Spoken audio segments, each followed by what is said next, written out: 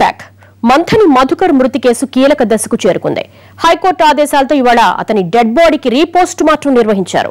ఆ నివేదికను వారం రోజులు హైకోర్టుకు అందించనున్నారు వైద్యులు. ఆ సీల్డ్ కవర్లో చెప్పే నిజం కోసం తెలంగాణ అంతా ఎంతో ఆసక్తిగా ఎదురుచూస్తోంది. రాష్ట్ర వ్యాప్తంగా ప్రకంపనలు సృష్టించిన Madhukar death mystery re postmortem నివేదికతో వీడిపోతుందా లేక మరిన్ని సందేహాలకు కారణమవుతుందా?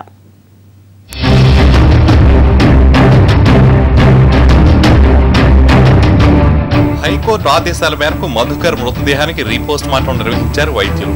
సుమారు 4 గంటల పాటు జరిగిన రీపోస్ట్ మార్టంలో మృతదేహం నుండి ముఖ్యమైన భాగాలను సేకరించారు.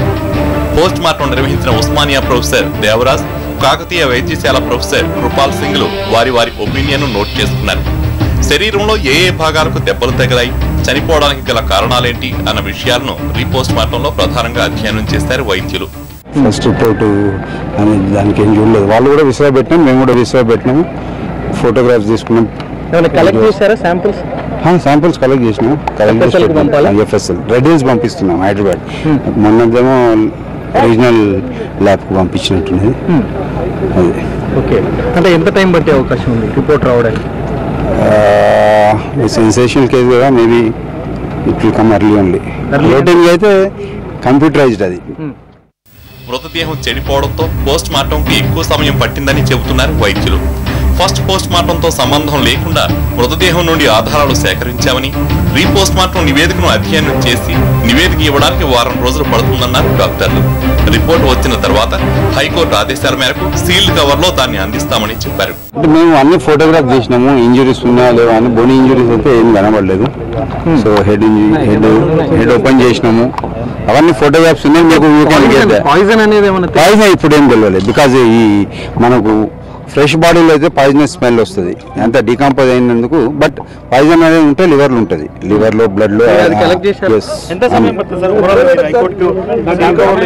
1 వీక్. మధుకర్ మృతిపై విచారణ చేస్తున్నామని చెబుతున్నారు స్థానిక డీసీపీ విజయేంద్ర రెడ్డి. తమపై ఎటువంటి ఒత్తిడి లేదని, అన్ని కేసుల్లాగే ఈ కేసును కూడా విచారించామని చెప్పారు.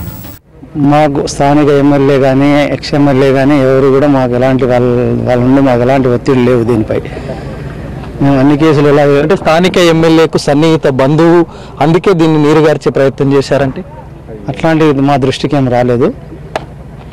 అంటే జరుగుతున్న వివాదం అంతా కూడా అదే కదా, పొలిటికల్ పోలీస్. మా దృష్టికి ఎలాంటి రాలేదని చెప్తున్నాను.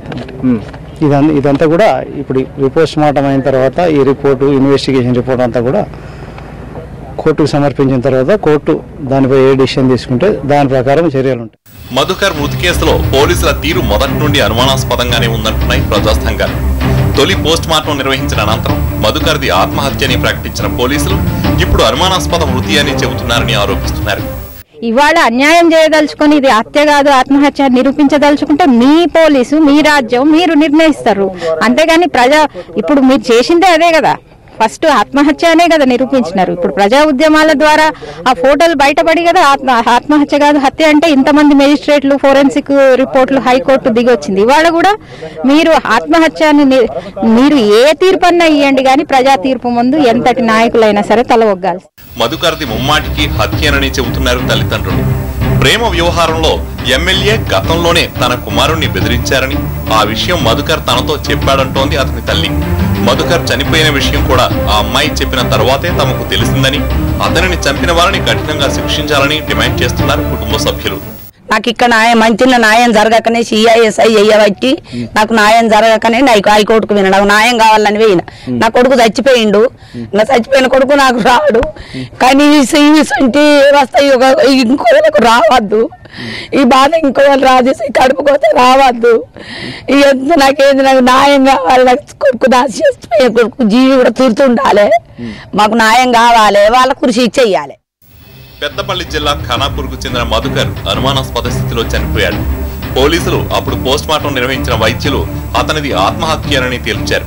అయితే ప్రియురాలి తల్లిదండ్రులే హత్య చేశారని మధుకర్ తల్లిదండ్రులు హైకోర్టును ఆశ్రయించారు. ఈ మేరకు హైకోర్టు రీపోస్ట్ మార్టంకు ఆదేశించింది. కోర్టు ఆదేశాల మేరకు వైద్యులు ఈ పోస్ట్ మార్టం నిర్వహించారు. ఈ రిపోర్ట్ ద్వారా మధుకర్ది హత్య, ఆత్మహత్య అనే విషయం తేలే అవకాశం ఉంది. ప్రేమికులు ప్రేమికుల ఆత్మహత్యలు సాధారణంగా మారిన ఈ రోజుల్లో మధుకర్ కేసు ఎందుకు సంచలనంగా మారింది? ఈ కేసులో మృతుని కుటుంబ సభ్యులు పోలీసుల వాదనతో విభేదించడానికి కారణమేమిటి? మధుకర్ది హత్యే అనడానికి వారి దగ్గర ఉన్న ఆధారాలేంటి? ఈ వ్యవహారం పొలిటికల్ టర్న్ తీసుకోవడం వెనుక ఎవరి హస్తం ఉంది? ఈ కేసులో అసలు ఏం జరిగింది? ఆ ఘటన వెనుక ఉన్నదెవరు? అది పరువు హత్యేనా? ఎమ్మెల్యేపై వస్తున్న ఆరోపణల్లో నిజమెంత?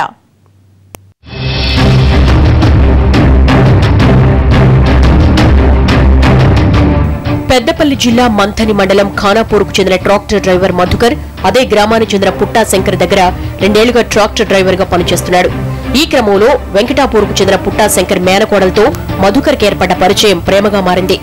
మధుకర్ ఆ యువతి ఇద్దరు పెళ్లి చేసుకుందామనుకున్నారు. అయితే దళిత కుటుంబానికి చెందిన అబ్బాయితో ప్రేమను యువతి తరపు బంధువులు నిరాకరించారు. తనకు మధుకర్తో పెళ్లి చేయాలని ఆ యువతి కొంతకాలంగా పట్టుబడుతోంది. అందుకు పెద్దలు ఒప్పుకోలేదు. ఇంతలో ఆ అమ్మాయి ఆత్మహత్య యత్నానికి పాల్పడడం, తర్వాత మధుకర్ శవమై తేలడంతో సంచలనంగా మారింది. ఈ దుర్గ పరిపాలనలో దళితులకు న్యాయం జరగాలంటే చనిపోయిన 30 రోజుల తర్వాత కూడా రీపోస్ట్ చేసుకునే దౌర్భాగ్య పరిస్థితి ఏర్పడని చెప్పి సందర్భంగా గుర్తు చేస్తా ఉన్నాము.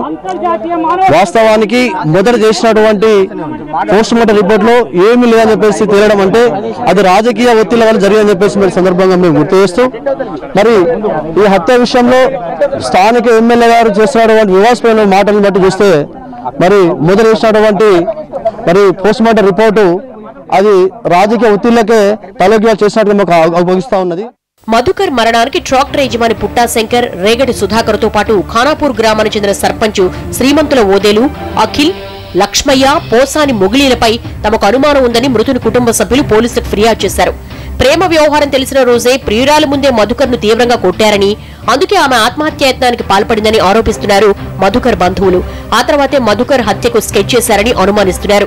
యువతి అన్న వరసయ్యే అఖిల్, మధుకర్లు స్నేహితులు. అఖిల్ ద్వారా మధుకర్ను రప్పించి ఆ తర్వాత చంపేసి డెడ్ బాడీని గ్రామ శివార్లో పారేశారని కుటుంబ సభ్యులు ఆరోపిస్తున్నారు. మధుకర్ను హింసించి చంపేశారంటూ ఆసుపత్రిలో చికిత్స పొందుతున్న అతడి ప్రియురాలు ఫోన్లో తమకు సమాచారం ఇచ్చిందని అంటున్నారు.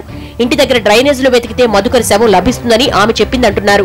యువతి బంధువులు హత్య చేశారు కాబట్టి శవం ఎక్కడుందో ఖచ్చితంగా చెప్పగలిగారన్నది మధుకర్ కుటుంబ సభ్యుల వాదన. పిల్లగారు చచ్చిపోతే ఒక్క పోలీసు ఒప్పుకోలే, ఒక మాలిసోడు ఒప్పుకోలే, ఒక ఏసఐ ఒప్పుకోలే, ఒక ఎంపీ ఒప్పుకోలేదు.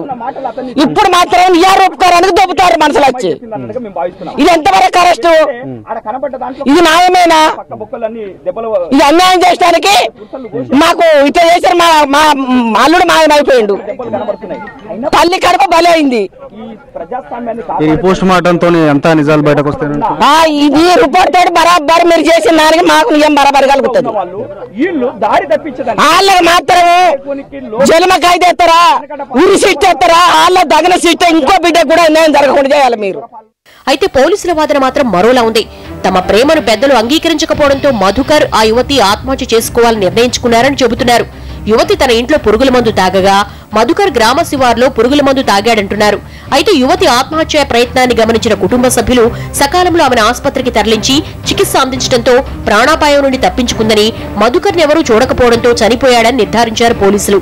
మార్చి 13న ఇంటి నుంచి బయటకు వెళ్లిన మధుకర్ మరుసటి రోజు ఖానాపూర్ శివార్లో శవమై కనిపించాడు. పురుగుల మందు తాగి సూసైడ్ చేసుకున్నట్లు కనిపించినా ముళ్లకంపలో మృతదేహం పడి ఉండడం అనేక అనుమానాలకు తావిచ్చింది. మధుకర్ ఒంటిపై గాయాలున్నాయని, అత్యంత పాశవికంగా అమానుషంగా మర్మాంగాలు కోసి కాళ్లు చేతులు విరిచి నోట్లో మట్టి పోసి కళ్లు పీకేసి హత్య చేశారని అతని కుటుంబ సభ్యులు ఆరోపిస్తున్నారు. అయితే మధుకర్ది ఆత్మహత్యేనని, ఘటనా స్థలంలో పురుగుల మందు డబ్బా, కర్చీఫ్, చున్నీ దొరికాయని, మధుకర్ ఒంటిపై ఎలాంటి గాయాలు లేవని పోలీసులు చెబుతున్నారు.